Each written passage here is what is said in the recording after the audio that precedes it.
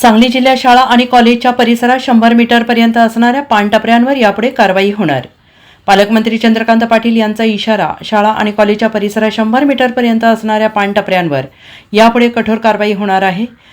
ज्या टपऱ्यांमध्ये नशिले पदार्थ आढळतील त्यांच्यावर कडक कारवाईचे आदेश सांगलीचे पालकमंत्री चंद्रकांत पाटील यांनी पोलीस दलाला दिलेले आहेत. आज सांगलीत अंमली पदार्थ विरोधी टास्क फोर्स समितीची बैठक चंद्रकांत पाटील यांच्या उपस्थितीत संपन्न झाली. या बैठकीत मागील आठवड्यात अंमली पदार्थांवर पोलिसांनी केलेल्या कारवाईचा आढावा चंद्रकांत पाटील यांनी घेतला आणि यावेळी अनेक शाळा आणि महाविद्यालयांच्या आवारात 100 मीटरपर्यंत असणाऱ्या पानटपऱ्यांची तपासणी करण्याच्या सूचना चंद्रकांत पाटील यांनी देत अशा पानटपऱ्यांमध्ये नशिले पदार्थ आढळून आल्यास त्यांच्यावर कडक कारवाई करण्याचे आदेश दिले आहेत.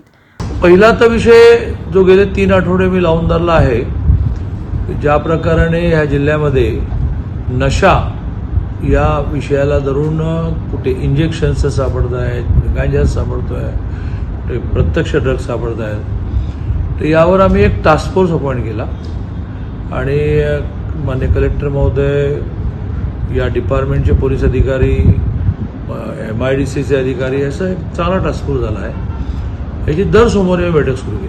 आजही बैठक झाली, आढावा झाला. गेल्या आठवड्यात पुन्हा गांजा पकडण्यामध्ये डिपार्टमेंट यशस्वी झालं आहे. शाळांच्या जवळ जी काही टपऱ्यांवर इंजेक्शन्स मिळतात, जी नशिली असतात, ती एका टपरीवरची ती पकडली आहेत आणि त्याच्यावर आता त्याच्या टपरीचं लायसन काढून घेण्यापर्यंत, लायसन बडतर्फ करण्यापर्यंत आम्ही कारवाई करू. त्यामुळे नशा, ड्रग्ज या विषयामध्ये डिपार्टमेंट, प्रशासन खूपच कठोर भूमिका घेते आहे. यातलं आम्ही बक्षीस घोषित केलेलं आहे माझ्या स्वतःच्या वतीने.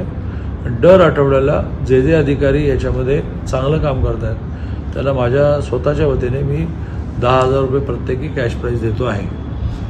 एक चांगली फिल्म बनवण्याचा प्रयत्न चालला आहे की जी प्रबोधनात्मक असेल आणि त्याच्यातून शाळा, कॉलेजमध्ये प्रामुख्याने हा विषय कसा पोहोचवतो. शाळांच्या 200 मीटर परिसरामध्ये तंबाखू विकता येत नाही, नशा वगैरे लांब. तर या टपऱ्या त्या नगरपालिका उडवणार आहे की नाही, तर आम्हाला नगरपालिकांवर कारवाई करायला लागेल.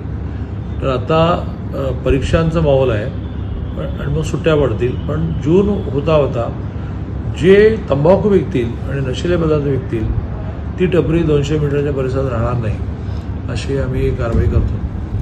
विट्याला पत्रकारांना झालेली मारहाण हा खूप गांभीर्याने आम्ही विषय घेतलेला आहे. 6 आरोपी अटक झाले पाहिजे, त्यातले 4 झाले आहेत आणि MPDA लावण्यासाठी आवश्यक कागदपत्रांची पूर्तता करणं चाललं आहे.